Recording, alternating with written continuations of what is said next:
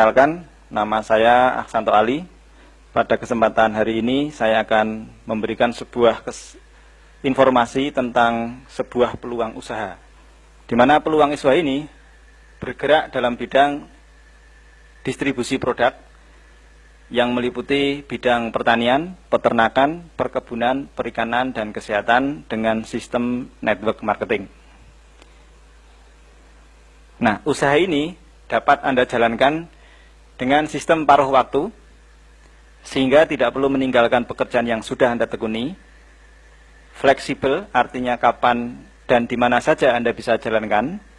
Tidak harus dengan menggunakan modal yang besar, sehingga resikonya sangat kecil, tetapi memberikan kesempatan untuk mendapatkan penghasilan yang tidak terbatas dan dapat diwariskan. Tapi sebelum saya menjelaskan, saya ingin bertanya kepada Anda, siapa di antara Anda yang masih menginginkan penghasilan tambahan? Bisa tunjuk jari.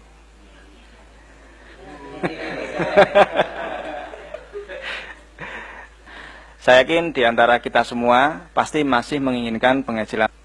Yang menjadi pertanyaan adalah penghasilan tambahan seperti apa yang Anda inginkan. Nah, sebelum saya membahas tentang lebih lanjut tentang penghasilan, sepertinya sangat penting sekali kita semuanya mengetahui sifat dari sebuah penghasilan. Nah, sifat penghasilan ini dibagi menjadi dua. Berdasarkan cara bagaimana seseorang mendapatkan penghasilan itu dibagi menjadi dua, yaitu penghasilan yang bersifat aktif dan penghasilan yang bersifat pasif, atau sering kita namakan active income dan passive income. Nah, ciri-ciri penghasilan yang bersifat aktif atau active income adalah saat aktif bekerja dia dapat uang, dan saat tidak aktif bekerja dia tidak dapat uang. Konsekuensinya, kalau ingin uang maka dia harus kerja terus. Ya. Sebagai contoh, penghasilan active income adalah seseorang yang bekerja atau berstatus sebagai seorang karyawan. Apakah dia sebagai seorang pegawai negeri atau pegawai swasta. Gaji itu atau penghasilan itu kita akan dapat manakala status kita masih karyawan atau pegawai. Ketika kita sudah tidak lagi berstatus karyawan karena mungkin sesuatu hal, mungkin dikeluarkan atau mengundurkan diri atau pensiun, seiring dengan berhentinya Anda bekerja, penghasilan pun juga ikut berhenti. Nah, atau dia adalah sebagai seorang yang bekerja untuk dirinya sendiri. Sebagai contoh, wira swasta. Nah, seorang pedagang sayuran misalkan, ketika dia berdagang dapat penghasilan. Tetapi kalau dia pulang ke rumah, penghasilan juga berhenti karena tidak melakukan aktivitas penjualan. Seorang dokter, ketika dia buka praktek, dia akan menerima pasien dan akan mengeluarkan resep, dan pasien akan membayar dokter tersebut.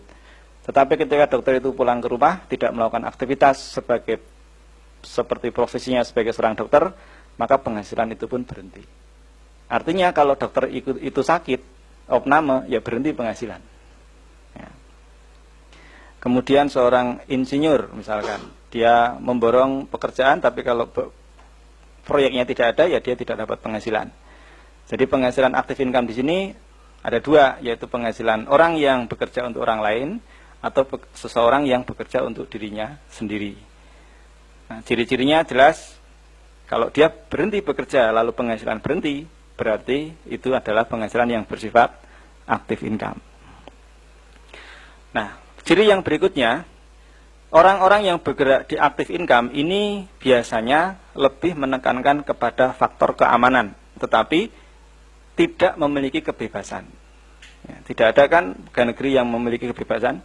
Saya mau masuk jam 3 sore aja lah, nanti jam 4 pulang, tidak ada.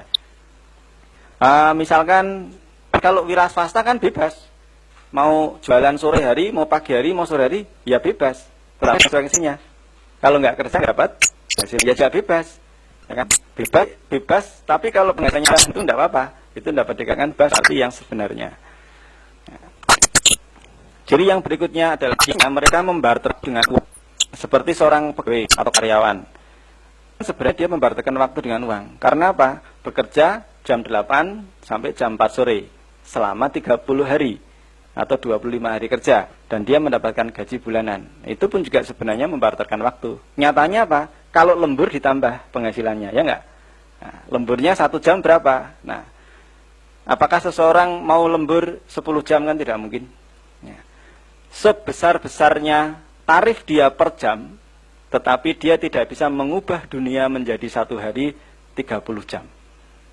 Yang namanya jam tetap 24 jam 1 hari. Otomatis dengan konsekuensi tersebut, maka penghasilannya jelas akan terbatas. Karena dia tidak mungkin menukarkan seluruh waktunya 24 jam itu ditukarkan dengan uang.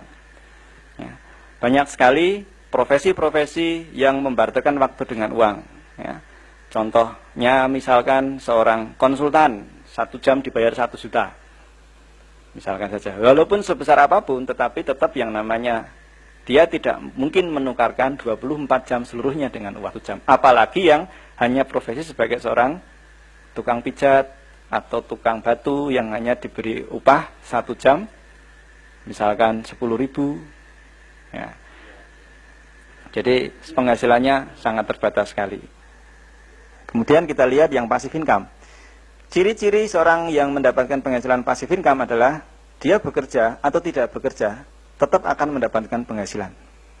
Ya, contohnya adalah seandainya Anda memiliki rumah yang Anda kontrakkan, pada saat Anda membangun rumah, sebenarnya Anda telah bekerja, membangun, mengeluarkan dana investasi waktu, tetapi pada saat Anda membangun, Anda tidak mendapatkan income dari rumah Anda.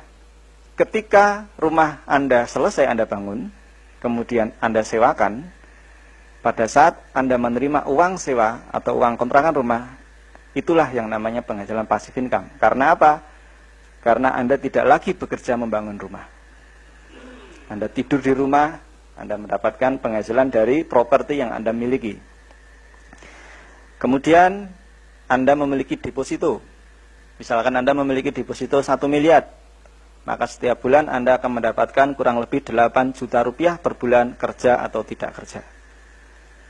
Siapa yang bekerja? Uang Anda yang bekerja. Ya. Kemudian dia memiliki kebebasan waktu. Karena salah satu ciri orang yang mendapatkan passive income, ya, keinginannya dengan kebebasan waktunya, dia memiliki waktu untuk berinvestasi lagi.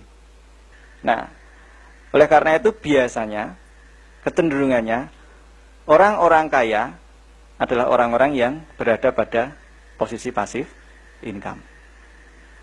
Ya, tetapi kalau karyawan mau naik gaji saja harus menunggu kenaikan reguler atau kenaikan berkala, ya kan?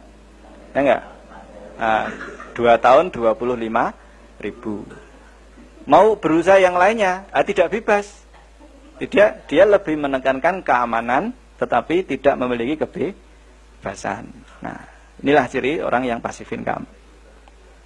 Nah, otomatis konsekuensi tadi yang telah diceritakan tadi apa? Penghasilan memang tidak terbatas karena dia lebih bisa mengoptimalkan, menginvestasikan waktunya. Dan sistem bekerja untuk Anda. Nah, kenapa ini saya jelaskan kepada Anda? Karena bisnis yang akan saya jelaskan nanti ini berhubungan dengan konsep bagaimana cara seseorang mendapatkan penghasilan. Nah, sekarang seandainya ada pilihan, kira-kira mana yang Anda pilih? Apakah Anda memilih active income atau passive income? Ya. Saya yakin semuanya memilih passive income. Tetapi kadang-kadang dia tidak bertanya bagaimana caranya mendapatkan passive income. Jika Anda tertarik untuk mendapatkan passive income, di sini ada sebuah kesempatan untuk bergabung dengan bisnis NASA, di mana Anda memiliki peluang untuk membangun sisi passive income Anda.